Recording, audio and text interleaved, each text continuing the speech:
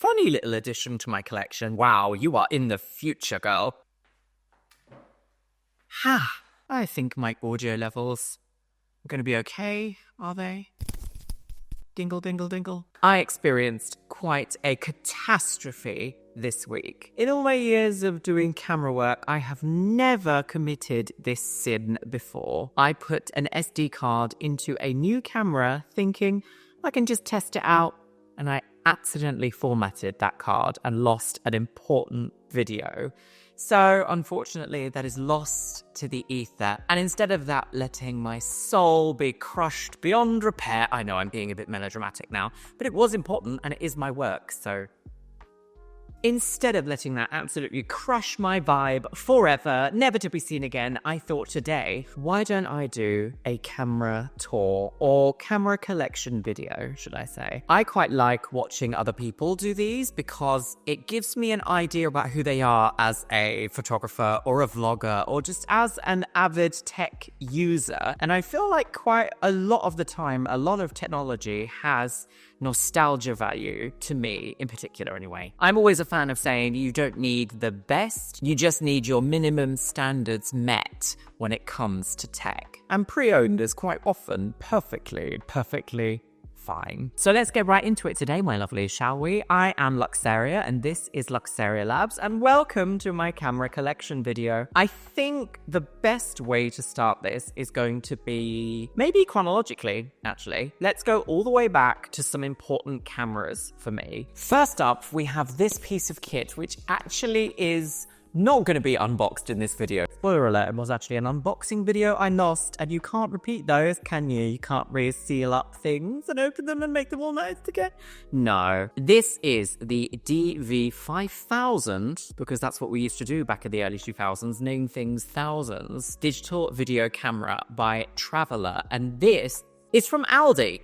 This is a video camera that changed my life. Now, this isn't the exact one. I managed to pick this one up from eBay because I wanted to have the same camera that I started YouTube with back in 2006 or 7. I think, I actually don't know. It's not online anymore. Deleted, girls, deleted. This little camera was a beast of a machine. You can kind of see from the box, it follows the trend of those sort of handheld flip cams that were super popular at the time. And I just want to read you some of these model features here because they make me giggle now. And it was kind of groundbreaking for what it was. I think this brand new was $59.99, and I believe I got this one on eBay for £25, so half price in nearly 20 years, would you believe it? The model features are a 5 megapixel sensor, a 2.4-inch LCD color screen, 8x digital zoom, not even optical, HDMI, which is incredible really because my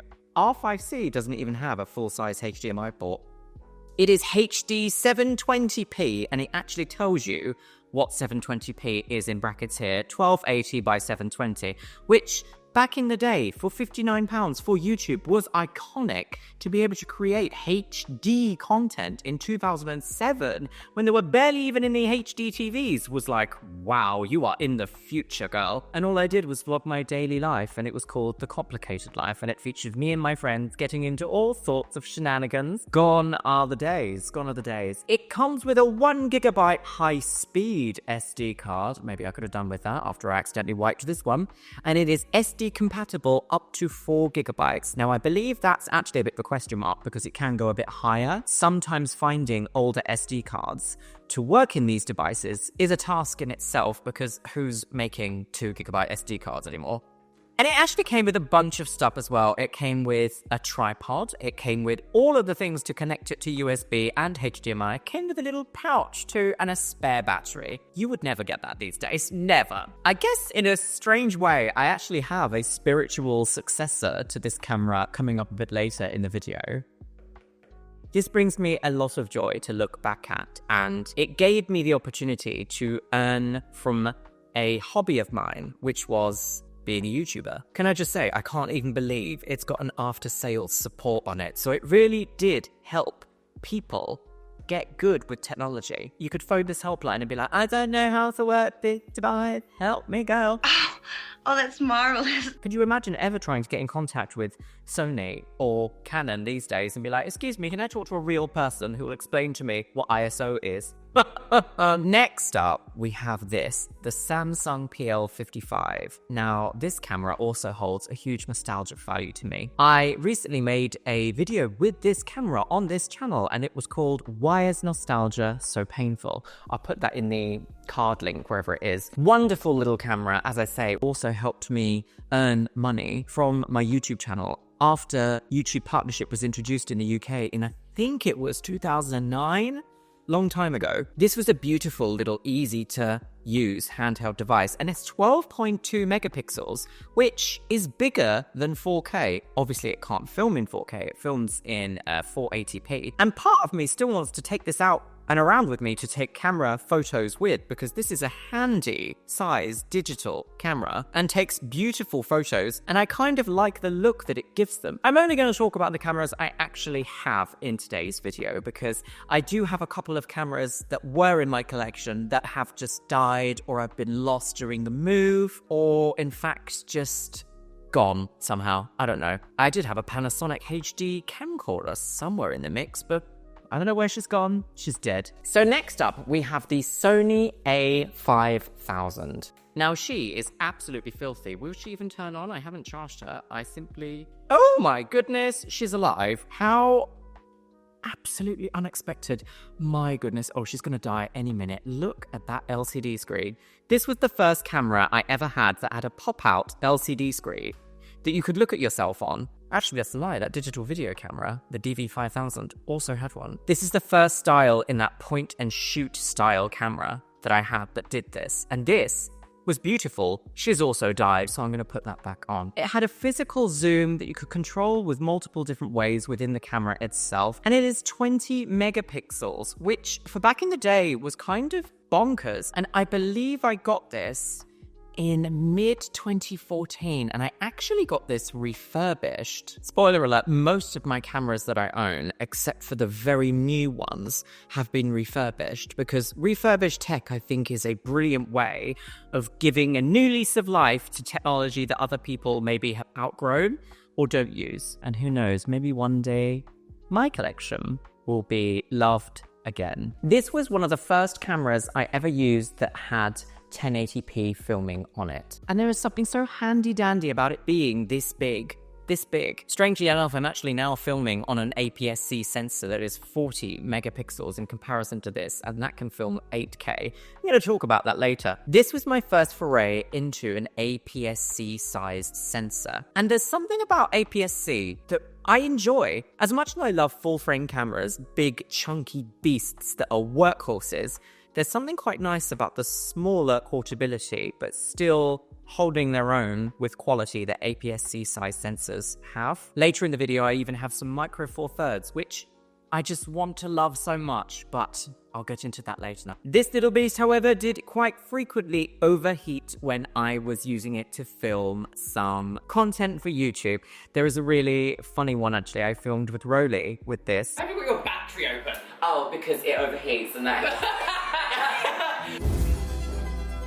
You get half an hour of filming and you'll be lucky if you get that. A wonderful little piece of tech. Actually, just looking at it now, it goes from aperture 3.5 to 5.6 with this built-in lens. In fact, actually, this isn't built-in. This is exchangeable. I believe Sony are now on the A6700, which I was actually looking into to pick up recently because Sony's APS-C sensors are considered like the best, even if that is kind of maybe opinion-based only. Oh, scandalous! Now we're starting to really get somewhere. Out of nostalgia and into the 2020s. This was the first camera... No, that's a lie. It's not this one at all, actually.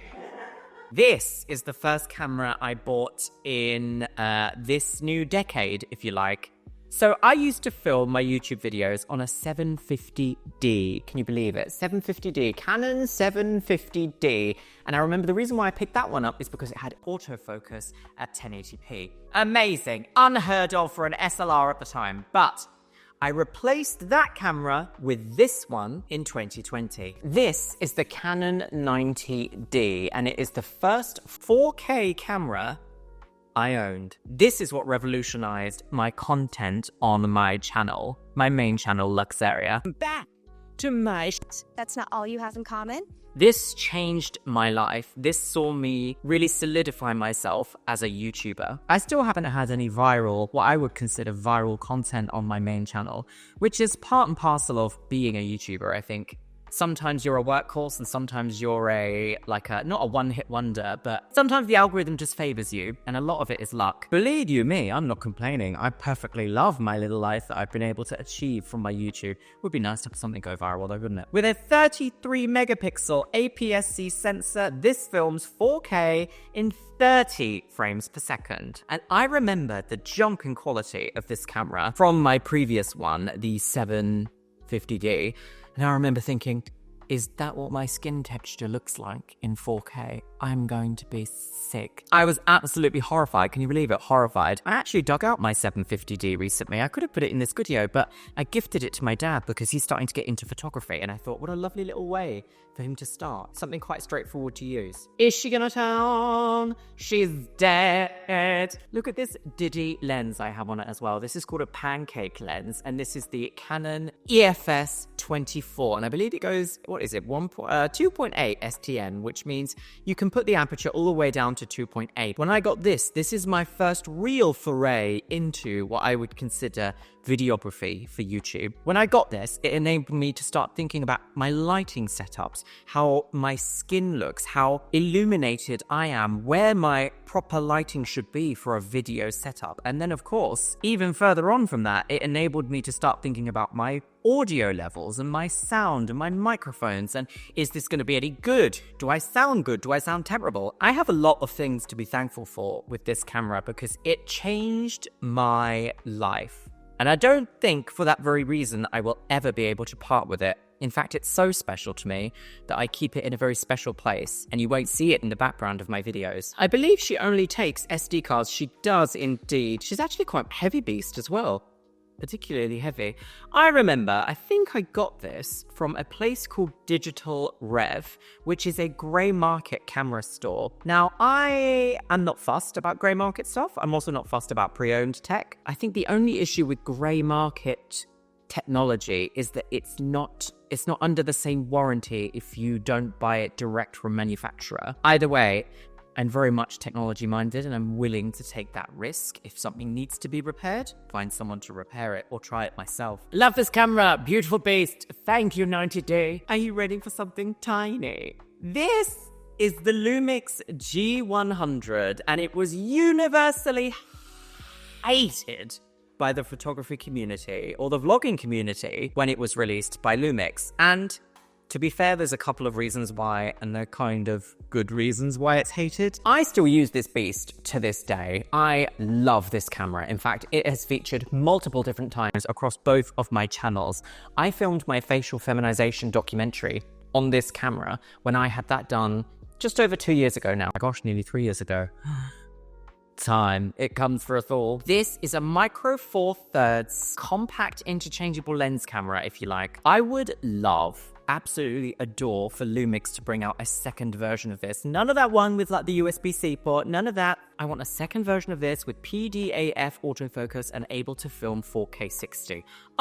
Sold instantly, a customer for life. I would have that. I think a lot of the problems with this camera is it was marketed as a vlogging camera, and unfortunately, doesn't do that very well. It's got no in-body image stabilization. Well, it does, but it's electronic, so it's not quite ideal. It doesn't have any sensor shift technology. So, of course, if you're filming like this and you're walking and you're going bibbly-bobbly, it can lose focus on you because it's not PDAF autofocus. It's contrast-based. So the autofocus isn't very sticky, as it's known, which means it can lose your face sometimes. It can lose whatever it is that you want to focus on when you're filming it. But it is beautifully light and compact, and an interchangeable lens system.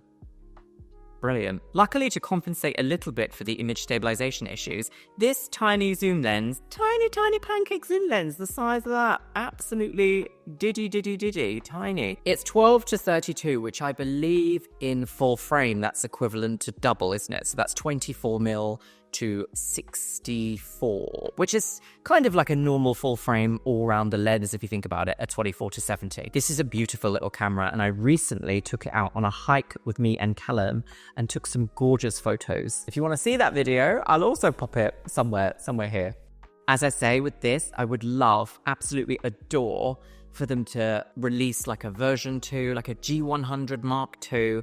I would snatch it instantly. Does only take SD cards, but it does have a wonderful little thumbprint on the back here where you can really like rest in and just look through the viewfinder. I don't own a camera this tiny that is this capable. It does in fact film 4K 30, which is great, but it just needs a few tweaks and it would be perfect. Sadly, I don't think that Lumix is ever going to release a version 2 of this, but if they did, it would rival Fujifilm's 107? X107?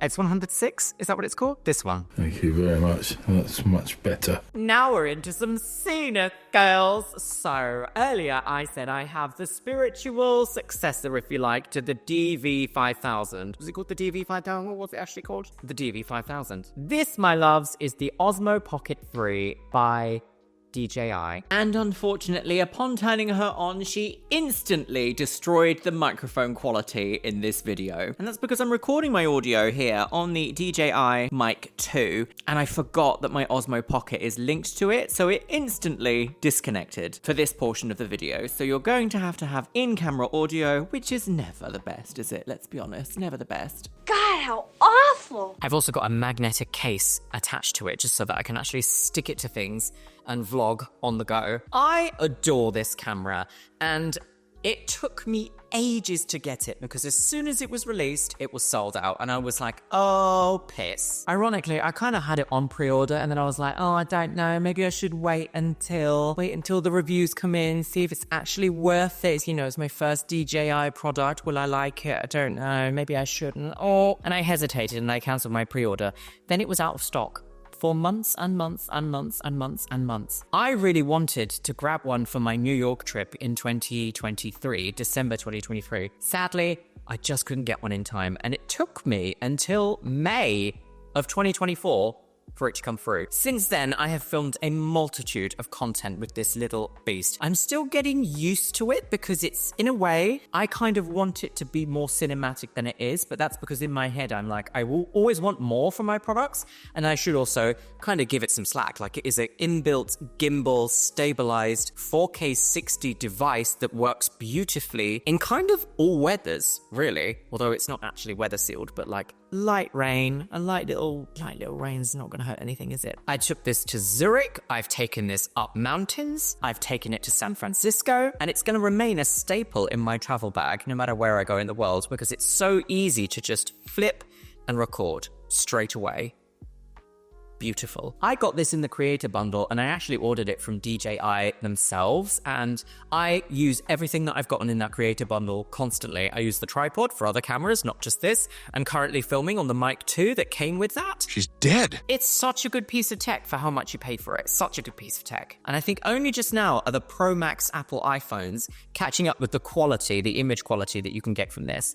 I've got so many videos on this device, on this channel if you want to watch. The latest one I think I released is testing this in low light, and also I took this on a hike. I think I'm going to do an honorable mention here before I get into the big boy cameras, because this is a funny little addition to my collection. This is the Insta360 GO S, I believe. I think this might be the smallest camera that I have in my collection because it's this big. It's this big, and you can quite happily film yourself. It's got inbuilt stabilization. It films 4K up to 50 frames per second, which in Europe is kind of fine. What I do love about this though is that you can do this. The camera detaches from the case camera, and this is the actual camera. And this is also magnetic. You can stick it to things. It comes with a wearable, like almost neck amulet you can stick it to and film POV stuff, which is exactly what I use it for when I'm out on photography walks. This little device is designed with social media content in mind, and to change the orientation, you literally do it physically, which sometimes is a little bit more intuitive than going into a menu and like switching it to say like, oh, portrait mode, oh, horizontal mode. And even the audio quality on this little beast is great. And what's interesting is that even when it's disconnected, you can still see on the screen what you're looking at. Isn't that wild? Did I just get a foot shot there? I hope not. Honorable mention for the 360 GO S. Great little camera. Now onto another little piece of nostalgia in a strange way, because this is new in my life, but it's not new in reality, if that makes sense. I just don't know anymore. This is the Canon 5D Mark II. This is a chunky workhorse beast of a digital SLR, and it was released in 2008, and I picked this up last year, and I think around about June time, maybe slightly earlier. There is something about the Canon 5D line that is so nostalgic and also beautiful to me. The quality of photos this camera takes is bonkers. It's just bonkers. I believe this is only 21 megapixels in sensor. Does it say anywhere on it? I think it's only 21. It could be 24. I haven't actually used this very much outside of my YouTube channel. I got an excellent deal on this, and I think I got it from Park Cameras in the UK. As I always say in my videos, I do not think you have to have the best, most latest gear possible in order to take beautiful photos. Video is a little bit of a different ball game because you need it to hit minimum specs, whereas for photos you can kind of have anything from any time because it's going to give you that look from that time. I even took this beautiful photo of Biscuit with this camera, and I think that's my favorite photo of him to this date. I first used a 5D Mark II when I was in City College in Brighton in 2008, I believe it was, during my foundation photography degree, because I was going to become a fashion photographer. That was one of the reasons why I moved to London in the first place. Unfortunately, LCF did not like me, and they did not like my portfolio, and they were like, you should try fashion and styling. And I was like, I'm here as a professional photographer, stop. Which is ironic because at the time I was getting paid shoot work, and they were like, no. So I think I dodged a bit of a bullet there because I ended up moving to London anyway and living my fabulous club kid life, and who knows, I might not be who I am today had I not had that rejection put in my way. I don't really do a lot of fashion work anymore. Don't really do any fashion work, if I'm honest, unless you can call taking photos of Biscuit outside looking glamorous fashion. Which, might be seen by more people in my videos than people who buy magazines now. Oh, I didn't say that, you didn't say that here. No. I have so many videos on my channel with this camera if you want to really see it in action. Such a beautiful piece of tech. Now we have possibly my most favorite camera at the moment, although it might be overtaken soon by the one I'm currently filming this on. I don't know. I need to use it more to understand.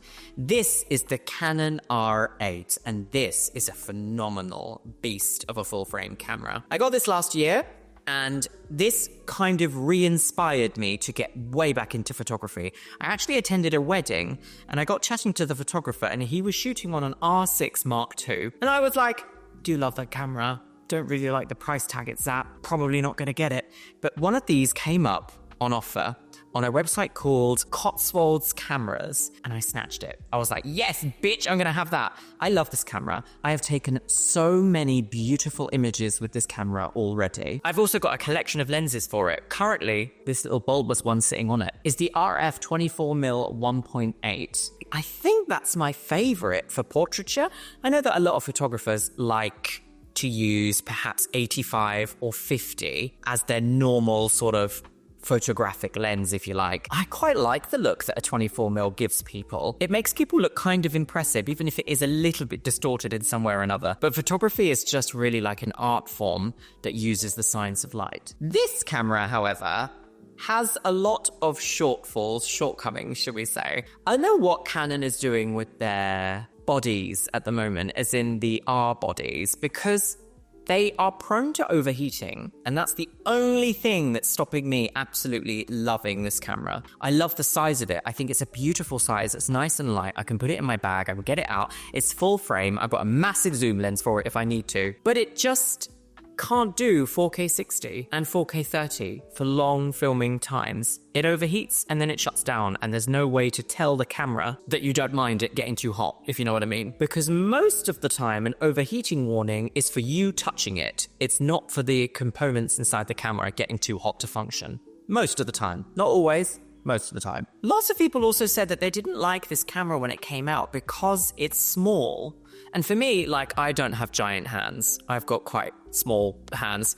This is a perfect size for me to just grab like this. Like, if this was any bigger, it becomes like my 5D, which, like, I can grab, but there's still space. Do you see? Like, there's just space everywhere. And this is heavy. I love the R8 because of its great image quality and its, like, nice, small form factor. It only takes one SD card. I will say the battery life, it's a little bit naff, but you can charge it by a USB-C. So as long as you have a power bank with you and you don't mind, you know, sitting down for half an hour and charging in to get the last little shoots of the day. Unfortunately, the downside to me is the fact that it overheats. And that's really annoying. But if you're just looking for a photo camera that's in like the new age mirrorless zone, this is perfect. It has the same sensor as the R6 Mark II. The same sensor. So you're going to get the same quality images, you know, maybe 99.9% the same quality images from this camera, and it's like twice as expensive sister, if you like. Doesn't have in-body image stabilization, but if you are shooting with an optical stabilized lens like the RF 24mm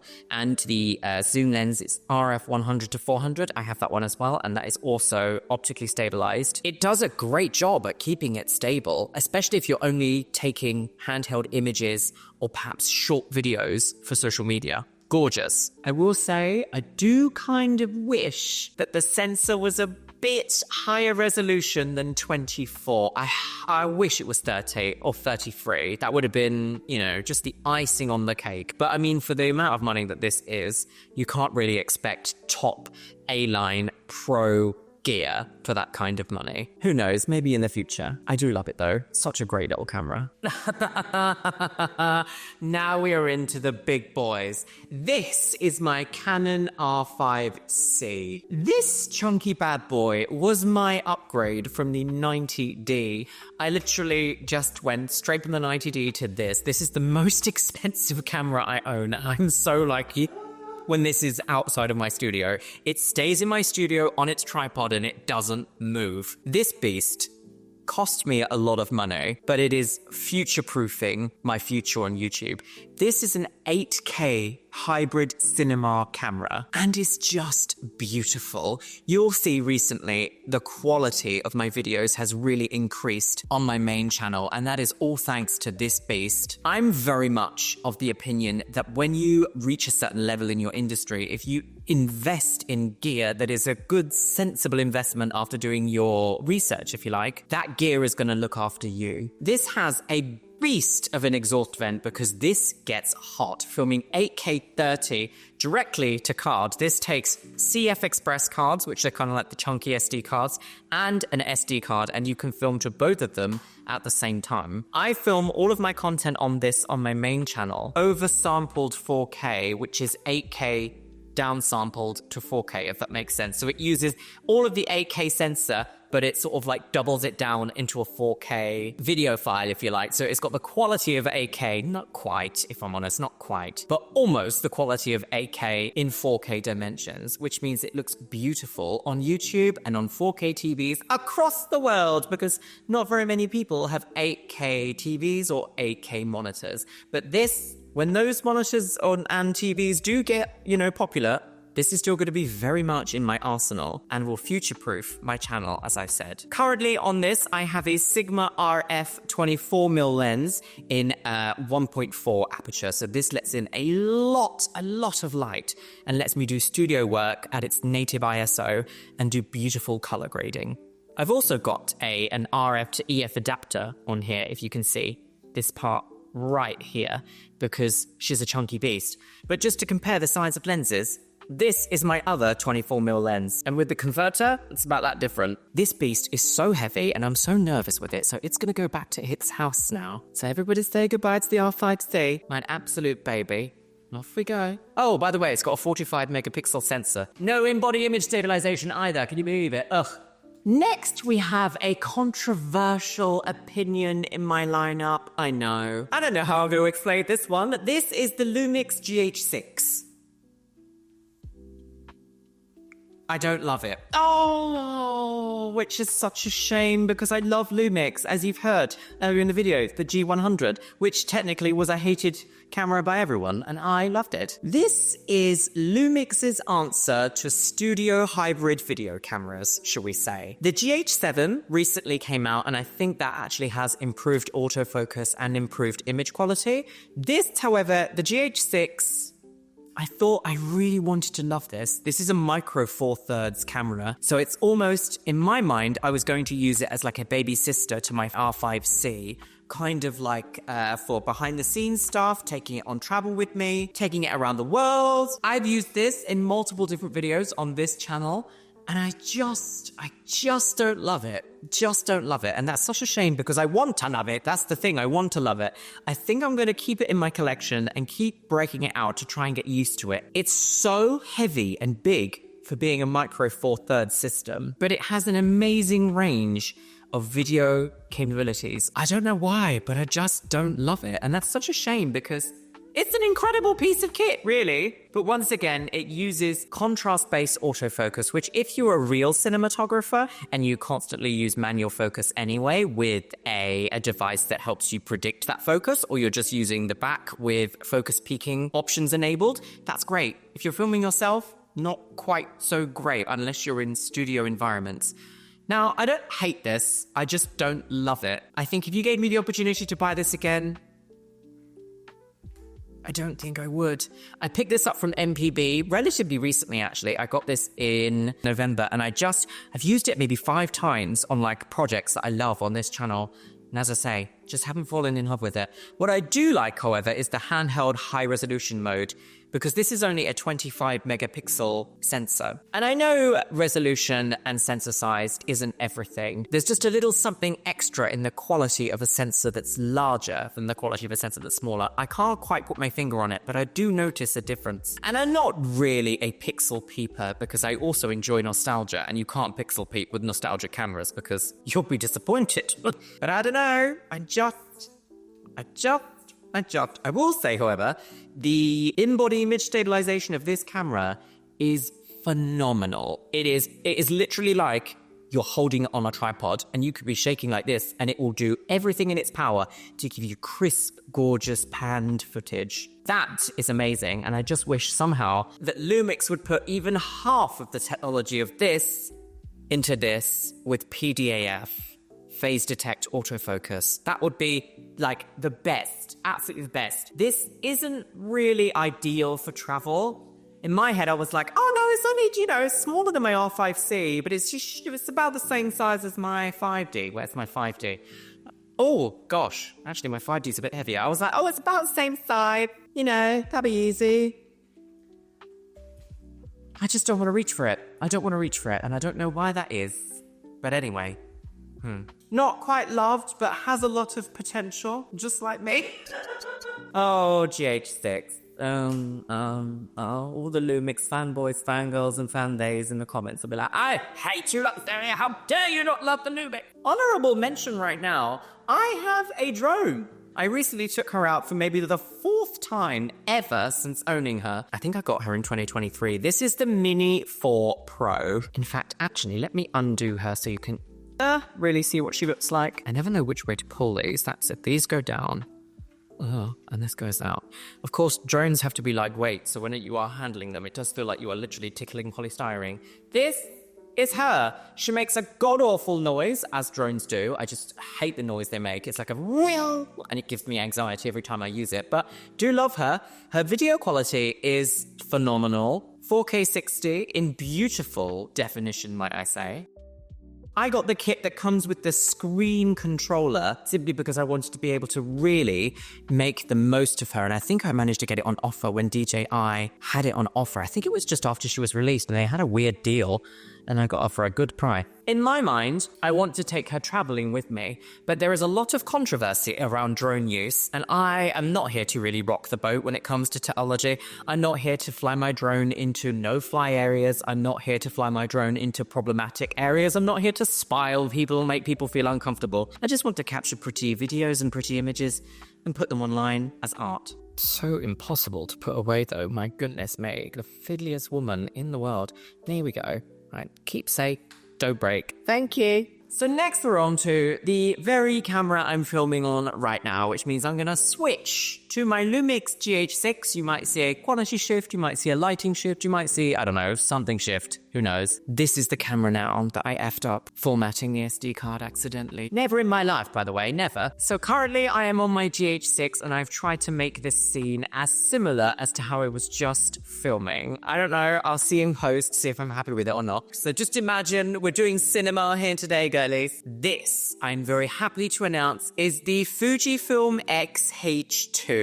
This is a beast. This is the latest addition to my collection, and I got the 16 to 80 f4 kit lens with it. This is an APS-C sensor, and it is Fujifilm's flagship APS-C sensor camera, actually, although they had recently released the X-H-2. I wanted the higher resolution of this sensor, which is 40 megapixels versus, I believe the other one's only 24. But 40 megapixels really does it for me. That's like the sweet spot, the best bit. I know Sony do some handheld cameras that go all the way up to 60 that aren't technically considered medium format. They are full frame, but still. This little beast I recently imported into Spain, which is where I live now, from Photo Cinecolor. I believe it's called Photo Cinecolor, and they are based in Andorra. This, however, is a beautiful piece of technology. I have yet to use this in a project. This will be the first time I'm using it in this project. It can film in 8K 30 frames per second. Internally, it does not require an external SSD, if you like, unlike the Lumix GH6, which needs, if you want to film in ProRAW, it needs an external SSD. I actually don't believe this can film to external SSD. Unsure. Can't remember about that. It's not important to me. I don't do it. It has dual card slots, a CF Express A and an SD card slot, just like my GH6 and just like my R5C. I have in fact ordered a CF Express because I'm so certain that this is going to be my main camera for Luxeria lads, and I'm going to take this on travel with me. It's going to be gorgeous. Now, this looks heavier than the GH6, but it in fact isn't. It is lighter by about 60 grams, which doesn't sound like a lot, but when you're out and about taking photos, filming things in 8K, might I add, so you can repurpose it for all sorts of social media as and when you want and blow everyone out of the water with the quality of everything, your wrists and your hands aren't going to hurt so much. And it's almost the same size as the R8 in terms of grip, like handle grip, which means it's not got lots of dead space for my hand. However, I have put this hand guard, if you like, hand strap, and it's horrible. It strangulates me every time. I'm just like, I hate it, get off me. Sensory nightmare. So that was a bad purchase. I'm very excited to create content with this, and the reason why I got the f4 lens, kit lens for it, is that f4 I find is my favorite aperture to shoot at. It gives you just enough background blur to really make subjects pop, but it also means that it's okay in low light situations. I don't really often shoot in low lighting, although actually saying that right now I'm on the Lumix GH6, which is micro four thirds. It's not doing too well in this kind of low light. Can you even see me? I'm not even sure. I should probably cry in post. Oh, love that. That's what I mean when I say video specs are kind of more important than photography specs if you're breaking into hybrid shooting, if you like. This does have pretty good image stabilization built into it. And it also has image stabilization in the lens. What I do like about Fujifilm is that they have an aperture ring, and it really feels like you've bought a premium product that kind of still goes by the nostalgic function of film cameras where you physically turn dials and change things in order for images to be created. And I love that. I really love that. Lots of people have mixed opinions on this camera as well. I know, controversial take. Could you believe it? Sad no, girls. Lots of people said that the autofocus on this is not very good. In the short times that I have used this camera, I have not noticed any issue so far, but put a pin in that because you might be getting a video in a month going, don't buy the Fujifilm X-H2, it's the worst camera I've ever bought. I expect this camera is going to feature heavily on this channel and in my upcoming photography world.